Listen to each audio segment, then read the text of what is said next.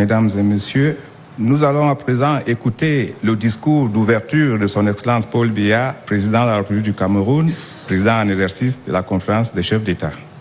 So we expect President Paul Biya to take the floor right now.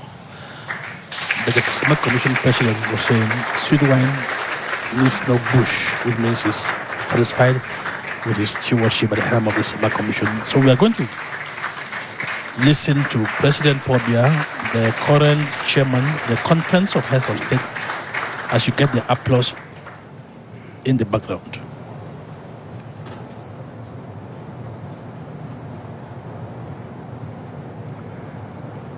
Messieurs les chefs d'État de la CEMAC, chers frères, Excellences, Mesdames, Messieurs,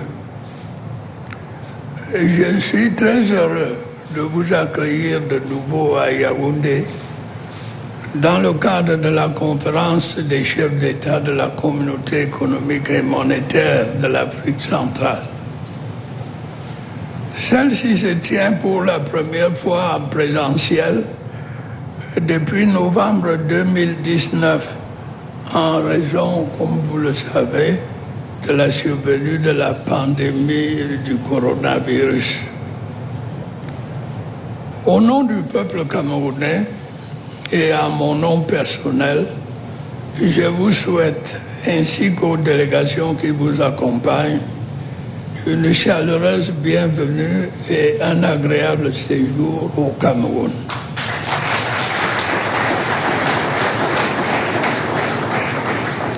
Votre présence à ces assises témoigne de notre volonté commune de voir se renforcer davantage les liens de solidarité, de fraternité et de coopération qui existent entre les États et les peuples de la CEMAC.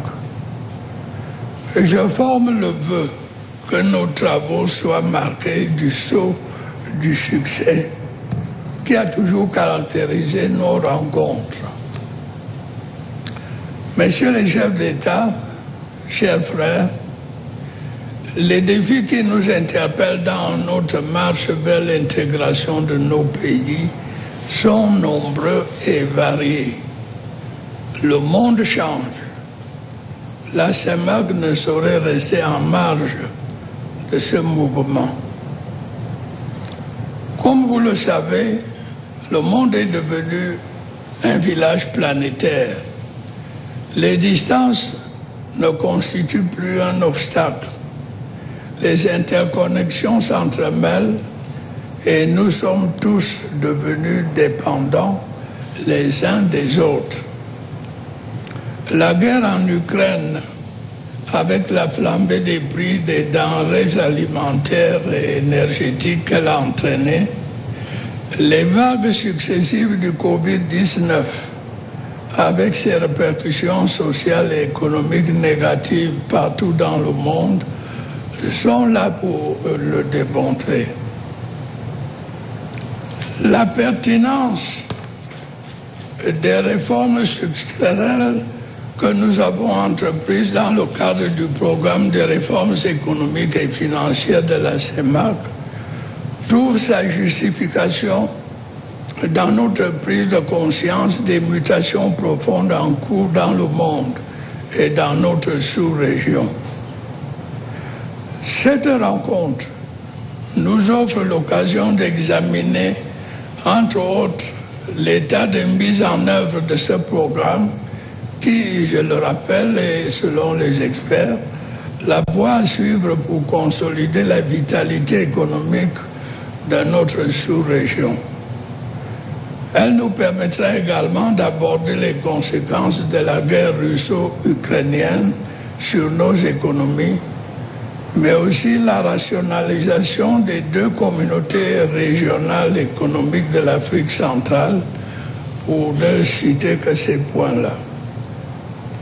En effet, notre volonté commune de promouvoir de façon cohérente le développement économique et social de nos pays a fait apparaître la nécessité de la fusion de la communauté économique et monétaire de l'Afrique centrale et de la communauté économique des États de l'Afrique centrale.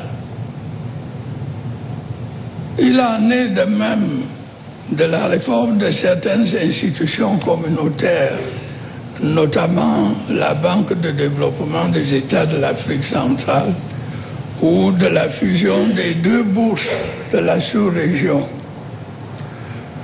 Messieurs les chefs d'État, chers frères, le bien-être de nos peuples frères passe aussi par une intégration harmonieuse de nos économies nationales à travers la réalisation de nos projets structurants et intégrateurs.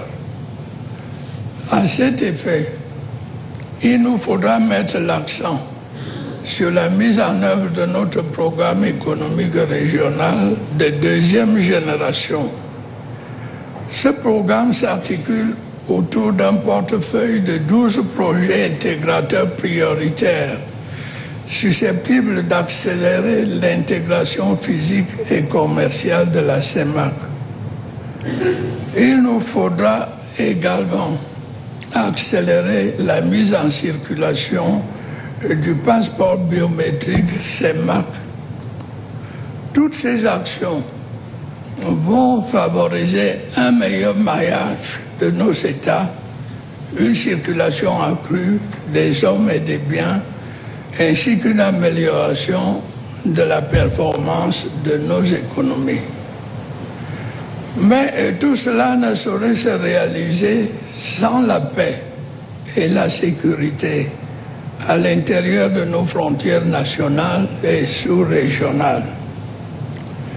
L'une des menaces qui pèsent sur le développement de la CEMAC est bien entendu l'insécurité causée par des groupes armés internes et transfrontalières qui infestent notre sous-région.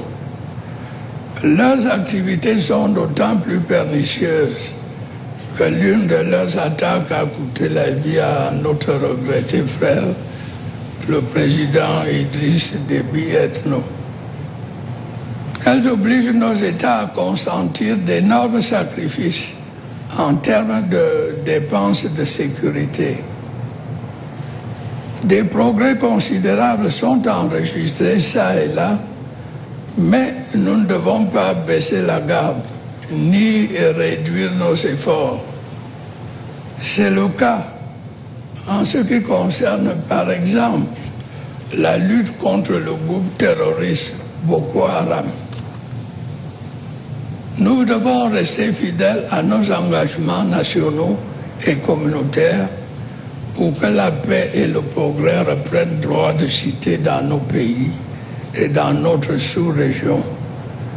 Pour cela, la solidarité doit être le maître mot. Messieurs les chefs d'État, chers frères, Excellences, Mesdames et Messieurs, en réitérant mes vœux de plein succès à ces assises, je déclare ouverts les travaux de la 15e session ordinaire de la conférence des chefs d'État de la CEMAC. Vive la communauté économique et monétaire de l'Afrique centrale, vive la coopération régionale. Je vous remercie.